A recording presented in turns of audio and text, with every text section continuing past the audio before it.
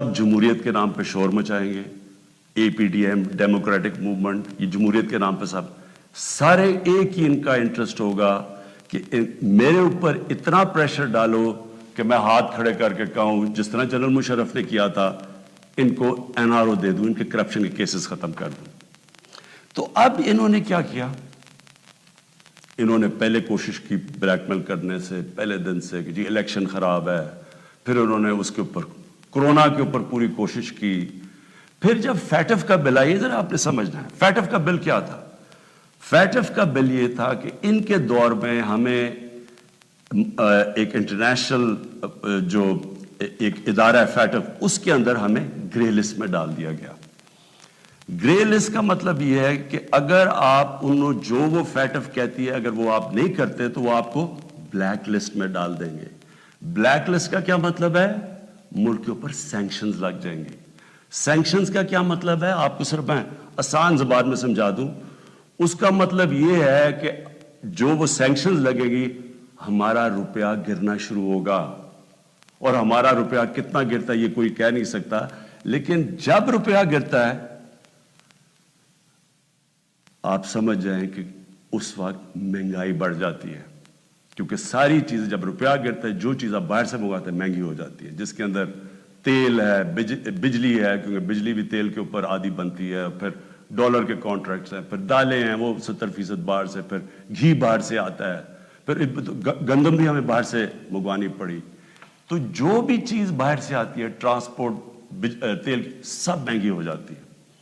तो अगर फैटफ की ब्लैक लिस्ट में आते हैं तो यहाँ लोगों की यहाँ तो गुर्बत फैलनी है।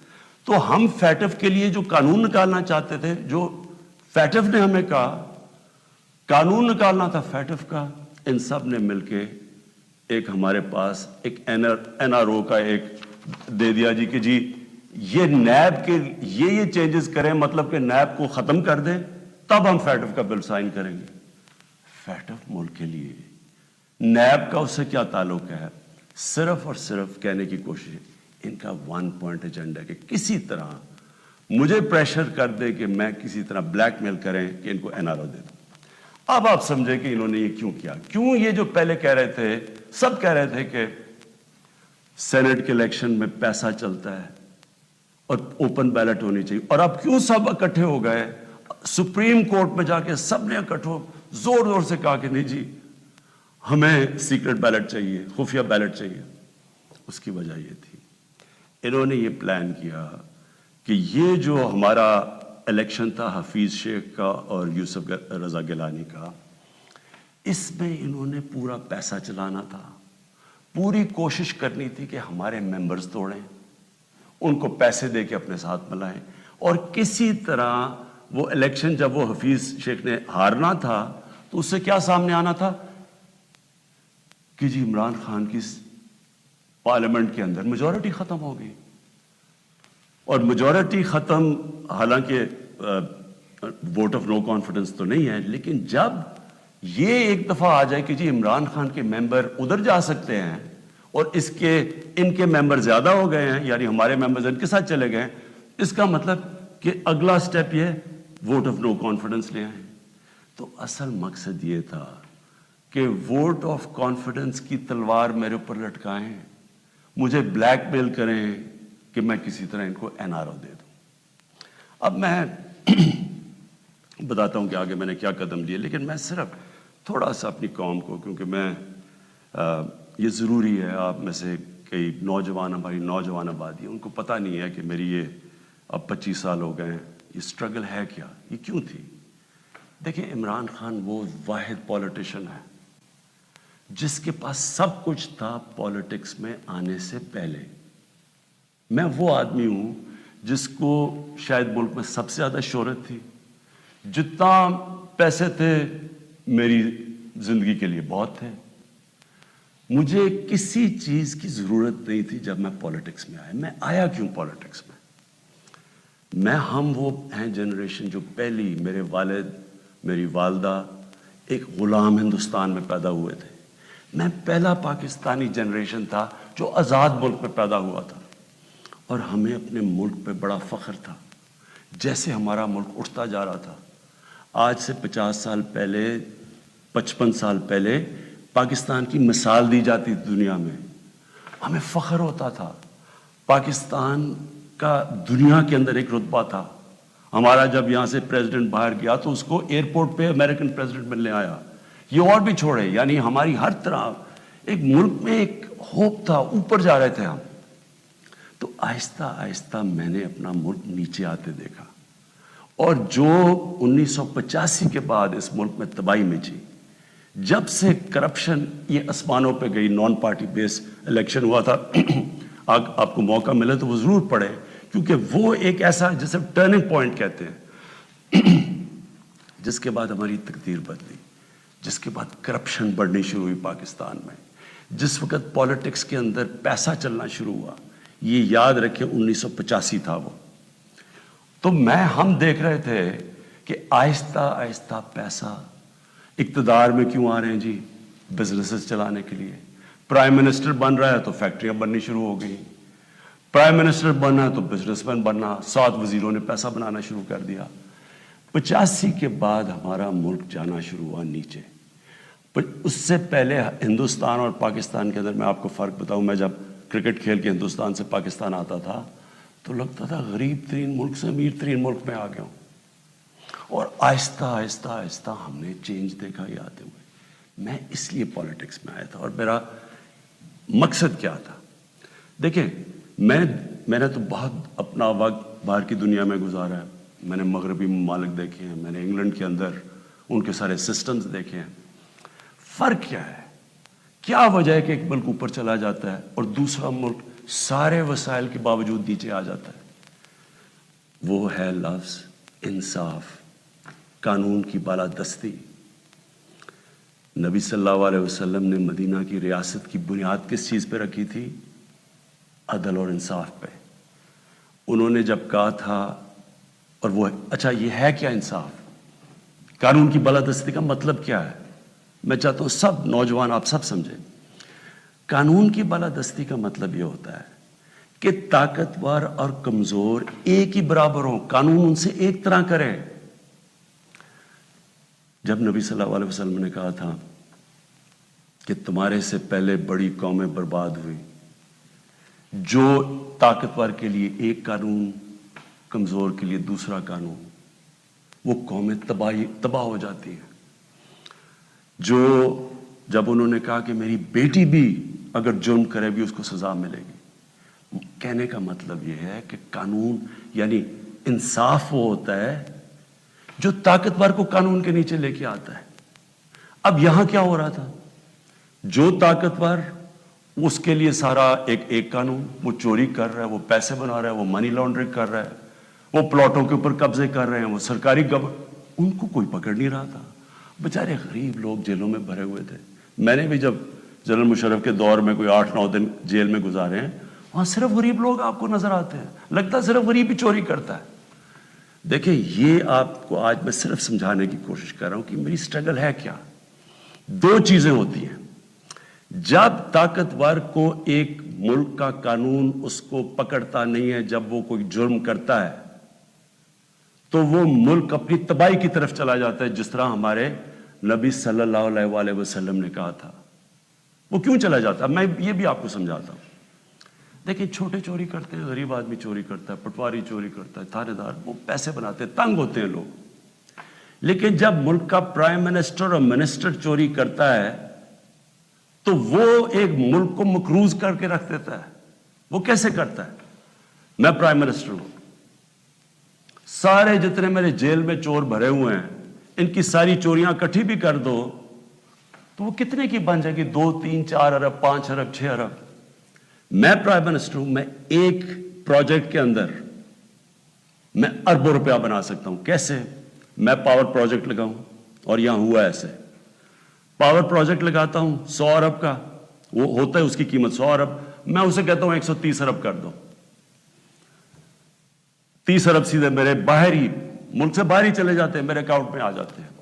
اب وہ جو 30 ارب، سب سے پہلے تو سارے ملک کے چور ملا کے بھی 30 ارب چوری نہیں کرتے. وہ جو جیلوں میں بیچارے ہیں، مشکلوں میں، کوئی بے روزگار ہے، کوئی 100 مسئلے ہوتے ہیں عام آدمی کے. کئی تو ہوتے بھی چور ہیں لیکن کئی بیچارے مجبور بھی ہوتے ہیں, وہ تو جیلوں میں ہیں. سیدھا بیٹھ کے 30 ارب ایک ڈیل میں بنا سکتا ہوں. اور اچھا اس کی قیمت کون ادا کرتا ہے؟ آپ ادا کرتے ہیں. وہ کیسے ادا کرتے ہیں؟ کیونکہ جو 130 ارب کا جب پروجیکٹ بن جاتا ہے تو اس کا جو بجلی کی قیمت ہے وہ اوپر چلی جاتی ہے.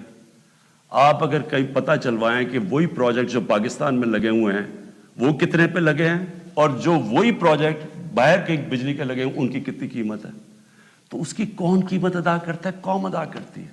قوم مقروض ہو جاتی ہے. ساری تیسری جن کو کہتے ہیں ڈیولپنگ ورلڈ, غریب ملک, آپ ساری ایک ایک ملک کا آپ کو بتا سکتا ہوں ان کی غربت کا سبب کیا ہے. وہاں ان کے بھی پرائم منسٹر بیٹھے ہیں, پریزیڈنٹ بیٹھے ہیں, وزیر بیٹھے ہیں, وہ بھی ملک کا پیسہ چوری کرتے ہیں. پھر ان کو مجبوری باہر بھجوانا پڑتا ہے کیونکہ ملک میں نظر آ جائے گا نا پیسہ, اس لیے وہ پھر باہر, یہ جس طرح یہ چینی والا اور یہ پاپڑ والا, ان کے نام پہ باہر اس لیے بھجوانے پڑتے ہیں کہ وہ پکڑے نہ جائیں. اب جب وہ پیسہ باہر جاتا ہے وہ دگنا ملک کو نقصان ہو جاتا ہے. آپ کو پتا ہے ایک یونائٹڈ نیشنز کا ایک ادارہ ہے, میں یہ چاہتا ہوں کہ آپ پورا سمجھیں کہ اس ملک سے یہ تھوڑے سے جو مل کے یہ جو بڑے بڑے مجرم ہیں کر کیا رہے ہیں آپ کے ملک سے. یہ ہمارے ملک میں نہیں صرف ہو رہا, یہ غریب ملکوں میں سب میں یہی کہانی ہے. جو ایک ادارہ ہے اس کو کہتے ہیں فیکٹائی, یہ یونائٹڈ نیشنز کا ادارہ ہے. یہ کیا کرتا ہے؟ یہ پوری طرح ریسرچ کرتا ہے کہ غریب ملکوں سے پیسہ امیر ملکوں میں کتنا پیسہ جاتا ہے, یا آف شور اکاؤنٹس میں کتنا جاتا ہے, یا بڑے بڑے لندن اور نیو یارک میں بڑے بڑے غریب ملکوں سے لوگ جو گھر خریدتے ہیں وہ اس کی سروے کرتا ہے. اس کے مطابق ہر سال 1000 ارب ڈالر غریب ملکوں سے امیر ملکوں میں جاتا ہے, آف شور اکاؤنٹس میں جاتا ہے. یہ فیکٹ آئی کی رپورٹ ہے. آپ کو پتا ہے ہمارا سارا 22 کروڑ لوگوں کا بجٹ کتنا ہے؟ مشکل سے 60 ارب ہے. ہم 22 کروڑ لوگ جو ہیں, ہمارا سارا بجٹ 60 ارب ہے. تو 1000 ارب غریب ملکوں سے جاتا ہے. ایک 10 سال پہلے رپورٹ آئی تھی پاکستان سے 10 ارب ڈالر منی لانڈرنگ ہو کے ملک سے باہر جاتا ہے. تو یہ ہو کیا رہا ہے؟ غریب ملکوں سے پیسہ جا رہا ہے امیر ملکوں میں. غریب ملک غریب ہوتے جا رہے ہیں. غریب ملکوں اور امیر ملکوں میں فاصلے بڑھتے جا رہے ہیں. غریب ملک جو پیسہ ان کا ادھر خرچ ہو تاکہ روزگار ملے تو اسکولوں پہ چلے, یا وہاں وہ اس ملک کے اندر اکنامک گروتھ ہو, وہ پیسہ ملک سے باہر چلا جاتا ہے.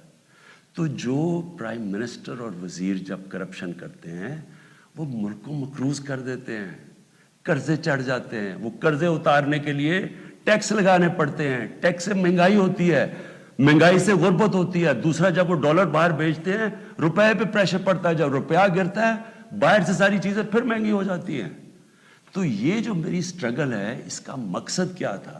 کیونکہ میں نے تو دنیا میں دیکھا ہوا تھا, جو امیر ملک سوئٹزرلینڈ جو میں نے دیکھے ہیں ان ساروں کے اندر قانون کی بالادستی کا مطلب طاقتور قانون کے نیچے ہے. ہمارے ملک میں آپ نے تماشا دیکھا, جنرل مشرف اتنی طاقت اس کے پاس, فوج اس کے نیچے, عدلیہ اس کے نیچے, اپوزیشن وہ نہیں. اس نے پریشر میں آ کے ان دونوں پارٹیز کو این آر او دے دیا. وہ این آر او کی وجہ سے آج جب ہماری حکومت آئی ہے جتنا ہم ٹیکس کا پیسہ اکٹھا کرتے ہیں آدھا چلا جاتا ہے ان کے لیے ہوئے قرضوں کی قسطوں پہ. ہم نے تو اپنا بجٹ بیلنس کر دیا, ہم نے تو خرچے اور آمدنی کو بیلنس کر دیا, لیکن جو قرضوں کی قسطیں دینی پڑتی ہے وہ ہمارے اوپر بوجھ بڑھا ہوا ہے. یہ ساری غریب ملکوں کی یہی سٹوری ہے. میں یہ آپ کو اس لیے بتا رہا ہوں آپ کو پتہ چلے کہ اس ملک, ہم ایک غریب ملک نہیں ہیں. اللہ نے اس کو سب کچھ دیا ہوا ہے, لیکن کوئی دنیا کا ملک آگے نہیں بڑھ سکتا جس کے اوپر بیٹھے ہوئے طاقتور اس ملک کا پیسہ نکال رہے ہوں باہر. کوئی ملک نہیں چل سکتا. اب واپس آ جائیں سینٹ پہ. یہ کیوں سینٹ کا الیکشن امپورٹنٹ تھا؟ انہوں نے کیوں اتنا زیادہ زور لگایا پتا ہوتے ہوئے کہ پیسہ چلنا ہے سیکرٹ بیلٹ میں؟ یہ کیوں سب اکٹھے ہو کے انہوں نے کوشش کی, یہ پورا یہ جو ڈرامہ کیا ہے؟ اگر اوپن بیلٹ ہو جاتی تحریک انصاف کو تو ہمیں اتنی سیٹیں ملنی تھی جتنی ملی ہیں سینٹ میں. ہمیں ہمارا تو یہ جو کہہ رہے ہیں نا کہ بہت بڑا کوئی مارکا مار لیا ہے، ہمیں تو اتنی سیٹیں مل گئی ہیں، ہم تو سب سے بڑی پارٹی بن گئے سینٹ میں. لیکن انہوں نے جو سارا ڈرامہ کیا ہے وہ ایک حفیظ شیخ کی سیٹ کے اوپر، اور سارا جو پیسہ لگایا ہے، جو یوسف رضا گیلانی کا پیسے بانٹ رہا تھا شام کو، لوگوں کی ضمیر خرید رہا تھا. اور وہ جو میں نے جب اپنے ایم این اے سے جب میٹنگ کی، ہماری خواتین نے ہمیں بتایا کہ جی ہمیں کال کر کے آفرز مل رہی تھی. کوئی ہماری پرانی پی ٹی آئی کی وہ کال کر کے کہہ رہی تھی 2 کروڑ سے بولی لگ رہی تھی. اب میں الیکشن کمیشن سے تھوڑا بات کرنا چاہتا ہوں. دیکھیں، الیکشن کمیشن آپ کا بہت بڑا رول ہے. آپ کی سب سے بڑی ذمہ داری صاف اور شفاف الیکشن ہے. یہ آپ کی آئینی ذمہ داری ہے. پہلے تو مجھے یہ نہیں سمجھ آئی کہ آپ نے عدالت میں کیوں جا کے کہا کہ جی خفیہ بیلٹ ہونی چاہیے. مجھے یہ بتائیں، کوئی آئین اجازت دیتا ہے چوری کرنے کی؟ رشوت دینے کی کوئی آئین اجازت دیتا ہے جو 30 سال سے ہو رہا ہے؟ پھر جب آپ کو سپریم کورٹ نے موقع دیا، کہ انہوں نے آپ کو کہا کہ ہاں اس دن سیکرٹ بیلٹ کروا لو، لیکن اس کے بعد ان کی آئیڈینٹیفیکیشن رکھو بیلٹ کی، کہ ہم مثلا آج پتہ چلوانا چاہتے ہیں جی ہمارے 15-16 لوگ جو بکے ہیں، میں ورڈ یوز کر رہا ہوں بکے ہیں، ہمیں پتہ تو چلے وہ کون ہے.